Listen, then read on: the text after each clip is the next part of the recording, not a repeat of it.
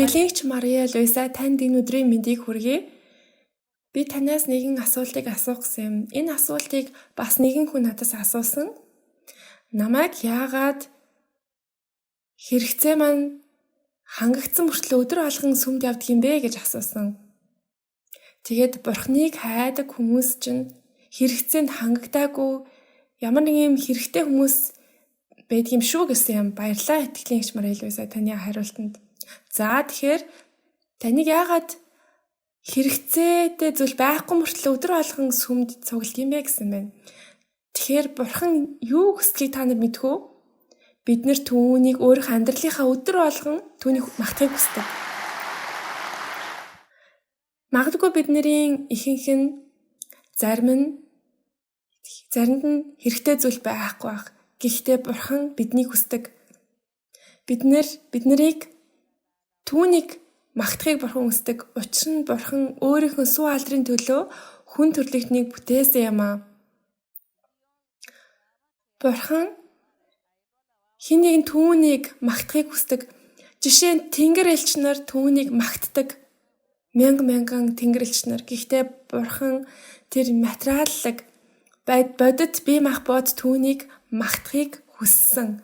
Тийм болохоор Бурхан хүн төрлөختнийг бүтээсэн. Гэхдээ хүн төрлөختөн өөрийгөө алдаршуулж, өөрийгөө магтаж хэлсэн. Хүн төрлөختөн Бурханыг мартсан юм аа. Тэгээд танаас асуусан байна. Таныг яагаад хэрэгцээтэй зүйл байхгүй мөртлөө өдөр алган сүм цугладаг юм бэ гэж.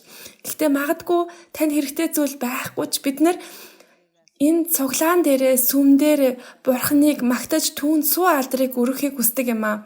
Энэ цуглаан анх цуглаж эхлэхэд сүм байгуулагдаж эхлэхэд ариун сүнс бидэнд зааварчилж өдөр болгон Бурханыг магтах хэрэгтэй гэж бидэнд хэлсэн.